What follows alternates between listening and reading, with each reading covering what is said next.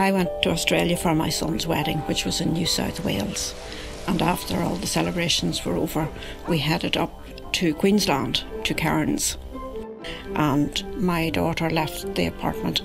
When she came back, she announced that she'd booked us all for a trip to the Great Barrier Reef for the following Saturday.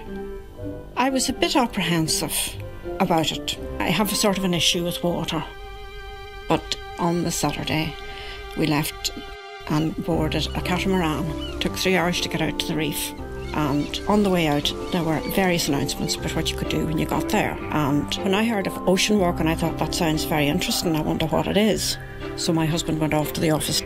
He came back and said, you won't get wet, you can keep your specs on, and you see the reef and all the sea life down there. You get a really good view. And I agreed that that'd be great. And so he went off and booked it.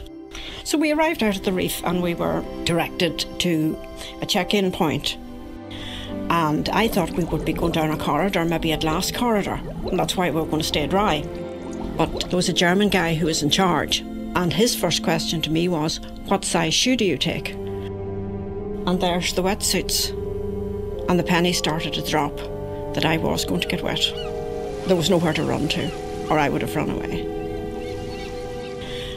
The worst part came next when I had to put my feet into the water and started to descend these steps. And after about 6 steps, a helmet came over your head.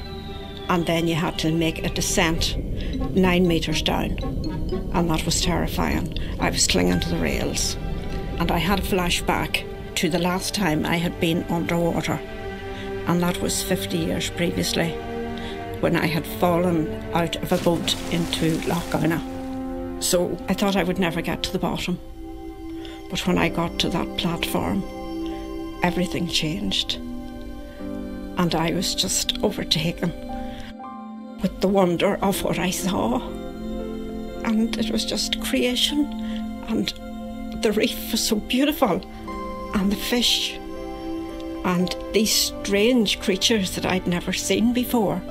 And I forgot that I was ever afraid of water. And then it was time we were signalled to come back up again. And my body felt very, very heavy. But my heart was light. Because something in my life had changed. It had taken 50 years to change it, but it had changed like in 5 minutes.